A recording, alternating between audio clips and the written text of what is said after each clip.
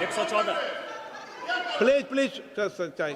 Sir Priyanka ji को authentic करना चाहिए, ऑथेंटिकेट करना चाहिए, और जो मिस इन्फॉर्मेशन कर रहे हैं, नहीं तो मिस इन्फॉर्मेशन के लिए कार्रवाई करना चाहिए। सर ये क्या कुछ भी बोल के चल सकता है क्या? और procedure for the minister the correcting the mistake 114 है। 114 में अगर वो आपने जो रूल का जिक्र किया 353 में, मुझे कोई नोटिस नहीं दिया है, मैं इधर प्रेजेंट हूँ, और मैंने ऐसे कैसे बिना ऑथेंटिकेशन बोल सकते, मुझे बिना नोटिस दिए हुए। इसलिए मैं इसको खंडन करता हूँ और उसको एक्सपेल करना चाहिए और उनको माफी मांगना चाहिए।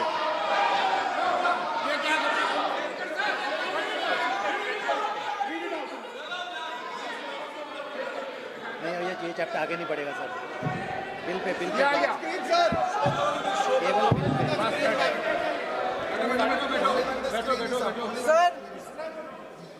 Sir here is a newspaper माननीय आर्टिकल। सदस्य, सर अरे आप पूरा बुकी ले गया है, आपने बुकी ले गया सकता है। Sir written by a respected माननीय journalist, सदस्य, I will authenticate using this, sir. आप माननीय सदस्य प्लीज इसको छोड़ दें।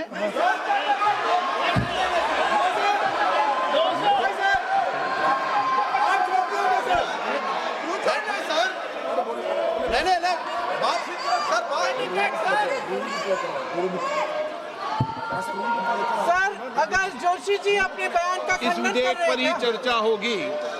आप इस बयान का खंडन कर रहे हैं क्या नहीं, जोशी जी? माननीय से पूछेगा। सदस्य, मैं आपसे फिर आग्रह कर रहा हूं, इस सदन में इस विधेयक पर ही चर्चा होगी। फिर भी नो,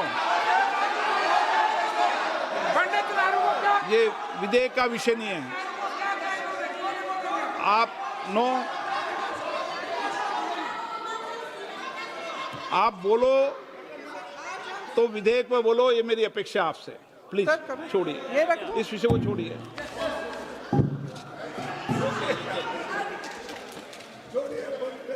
आज हम सदन पटल पर एक ऐसे विधेयक में संशोधन पर डिबेट कर रहे हैं जो 2024 में पारित हो चुका था, और इसमें मुख्य संशोधन यही है कि पेपर लीक के अन्य अपराधों के लिए सजा बढ़ाई जाएगी।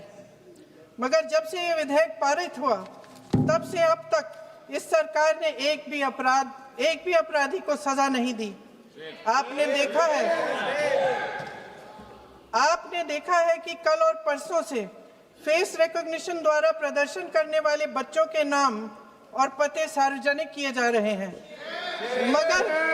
मगर यही काम पेपर लीक करने वाले अपराधियों के लिए अभी तक नहीं किया गया। ना इस विधेयक में पेपर लीक रोकने के कोई ठोस कदम है। इससे देश के युवाओं का भरोसा कैसे बनेगा? अध्यक्ष महोदय, आदरणीय प्रधानमंत्री महोदय जी को आपके माध्यम से मैं कहना चाहती हूं कि शायद उन्हें अपने सलाहकार बदलने चाहिए। वे असलियत से एकदम टूट चुके हैं। नई कमेटियां बनाने से काम नहीं चलेगा। उनका अध्यक्ष चाहे कोई भी हो। राधा कृष्ण कमेटी भी व्यवस्था में सुधार लाने के लिए बनी थी। आज तक उसकी एक सिफारिश लागू नहीं हुई है, और इस नई कमेटी में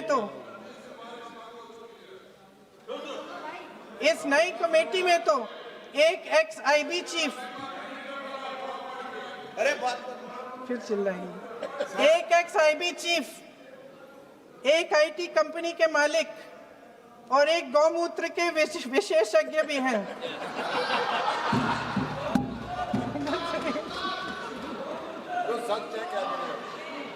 इन्हें शिक्षा के बारे में क्या पता जी?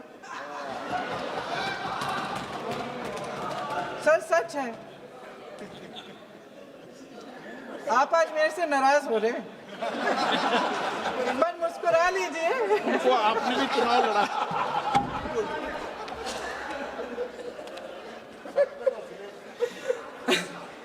सर फास्ट ट्रैक कोर्ट्स का रिकॉर्ड पहले से ही बहुत खराब है। वैसे भी कल की सुनवाई में सीबीआई का वकील पेश ही नहीं हुआ। संसद में विपक्ष को दोषी ठहराने से, खोखले राजनीतिक खेल खेलने से काम नहीं चलेगा। आप जेन जी का भरोसा वापस जीतना चाहते हैं तो नए एंगल से, अपने फोन से नए वीडियो बनाने से नहीं होगा।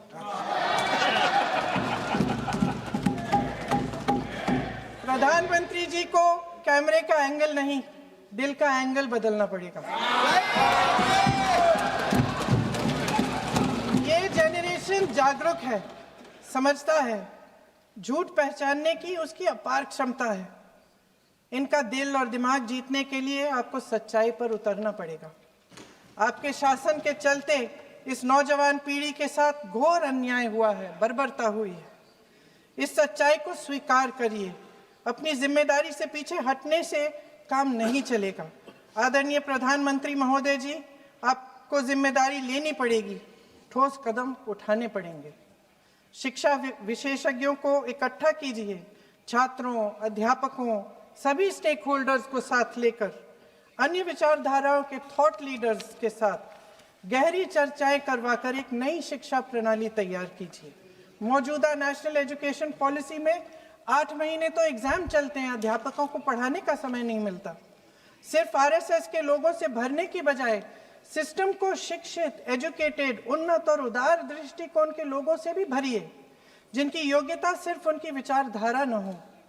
रोजगार पैदा करने के सख्त कदम उठाइए, इस पर फोकस करिए।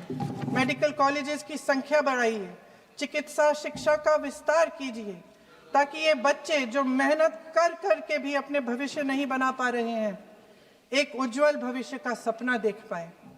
अध्यक्ष महोदय, छात्रों को सड़क से हटाया जा सकता है, लेकिन उनके सवालों को नहीं।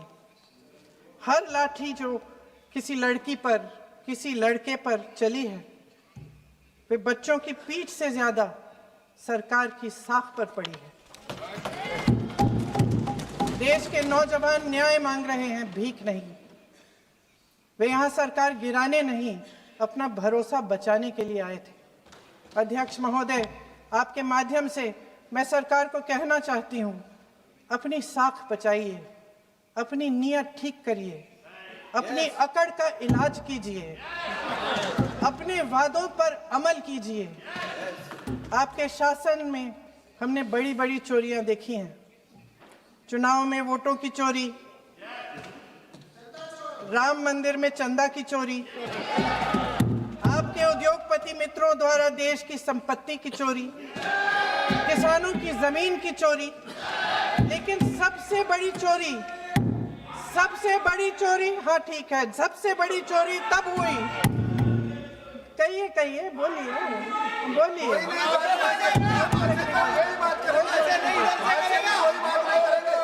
सुन लीजिए, शांति से सुन लीजिए, शांति से सुन लीजिए।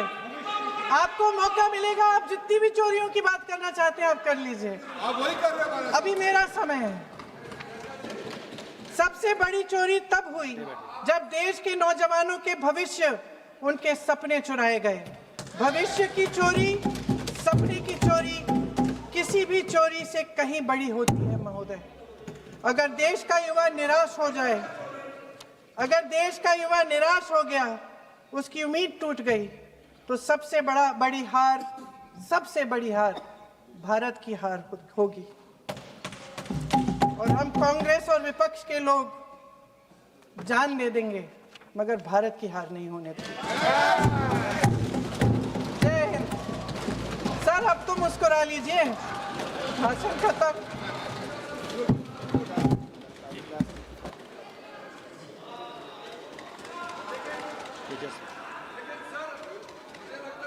जी ने राहुल गांधी जी का स्पीच का चोरी कर लिया है, वो पूरा ड्रामा।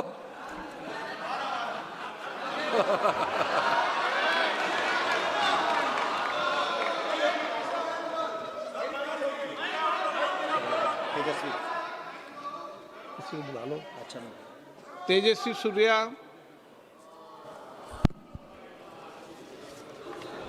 धन्यवाद स्पीकर सर।